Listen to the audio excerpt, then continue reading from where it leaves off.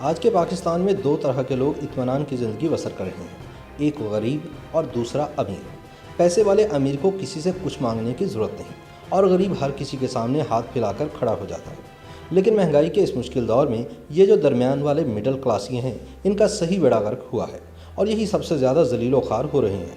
یہ مڈل کلاسیے اپنے رکھ رکھاؤ سے لگ بھگ خوشحال لگتے ہیں، لیکن اصل حالت یہ ہوتی ہے کہ گھر میں آئے روز تنگ دستی کی وجہ سے لڑائیاں ہوتی ہیں۔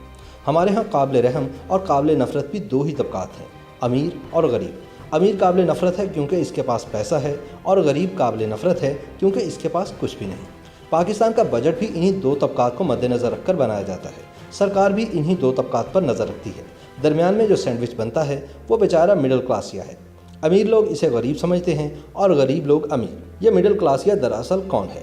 یہ وہ ہے جس کے پاس بظاہر امیروں والی ہر چیز ہوتی ہے لیکن سیکنڈ ہینڈ۔ اس کے پاس نسبتاً بہتر گھر ہوتا ہے لیکن کرائے کا، گاڑی ہوتی ہے لیکن 20 سال پرانی، گھر میں اے سی ہوتا ہے لیکن عموماً چلتا ایئر کولر ہی ہے۔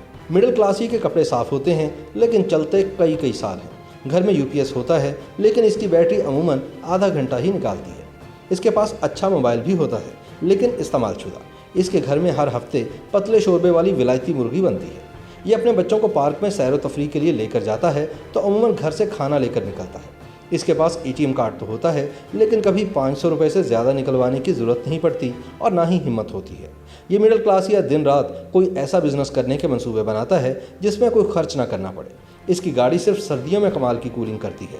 یہ جب کبھی اپنے بیوی بچوں کو لے کر کسی فاسٹ فوڈ ریسٹورنٹ میں جاتا ہے تو 6 افراد کی فیملی 3 برگرز میں ہی بھگت جاتی ہے۔ مڈل کلاسیہ اگر ظاہر کر دے کہ میرے پاس بہت پیسہ ہے تو رشتہ دار ادھار مانگنے آ جاتے ہیں۔ یہ نہ بتائے تو کوئی اسے منہ نہیں لگاتا۔ یہ اپنی اوقات سے صرف 20% اونچی زندگی گزارنے کی کوشش میں پستہ رہتا ہے۔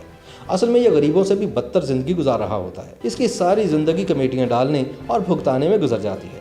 پاکستان میں امیروں اور غریبوں سے کہیں زیادہ تعداد مڈل کلاسیوں کی ہے، لیکن یہ کسی کھاتے میں شمار نہیں ہوتے۔ ہمارے ہاں ہر وہ بندہ مزے میں ہے جس کے پاس بہت سارا پیسہ ہے یا بالکل نہیں ہے۔ جس کے پاس پیسہ ہے وہ AC میں سو جاتا ہے، جس کے پاس نہیں وہ کسی فٹ پاتھ پر نیند پوری کر لیتا ہے۔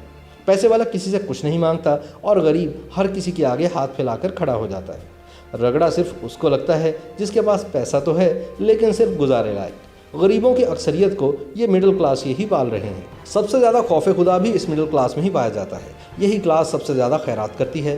بعض اوقات تو ان کی اپنی زندگی غریب سے بھی بدتر گزر رہی ہوتی ہے، لیکن انا کے مارے یہ بیچارے کسی کو بتاتے نہیں۔ آپ نے کبھی لوئر ایلیٹ کلاس یا اپر ایلیٹ کلاس کی ٹرم نہیں سنی ہوگی۔ لوئر غریب یا اپر غریب بھی نہیں سنا ہوگا، صرف لوئر مڈل کلاس یا اپر مڈل کلاس کے الفاظ ہی سننے کو ملتے ہیں۔ لوئر اور اپر میں کچھ زیادہ فرق نہیں ہوتا۔ لوئر والے کے پاس موٹر سائیکل ہوتی ہے اور اپر والے کے پاس پرانے ماڈل کی کار۔ نیندیں دونوں کی اڑی رہتی ہیں۔ یہ عید الاضحیٰ پر قربانی کی استطاعت نہ رکھنے کے باوجود کسی اونٹ یا گائے میں حصہ ڈال دیتے ہیں۔ ان کی ساری زندگی گھر کی فالتو لائٹس آف کرنے اور بل کم کرنے کے منصوبے بنانے میں گزر جاتی ہے۔ یہ موبائل میں 100 روپے والا کارڈ بھی پوری احتیاط سے استعمال کرتے ہیں اور گھر والوں کو آگاہ کیا جاتا ہے کہ 1 مس کال دوں تو اس کا مطلب ہے کہ میں آ رہا ہوں، 2 مس کال دوں تو مطلب ہے کہ میں ذرا لیٹ ہوں۔ یہ 1 دن کے لیے استری کیے ہوئے کپڑے 2 دن چلاتے ہیں۔ یہ ہر 2 گھنٹے بعد شک دور کرنے کے لیے بجلی کے میٹر کی ریڈنگ چیک کرتے رہتے ہیں۔ یہ کبھی بھی اس قابل نہیں ہو پاتے کہ ایک ہی مہینے میں بجلی، گیس اور پانی کے سارے بل اکٹھے ادا کر سکیں۔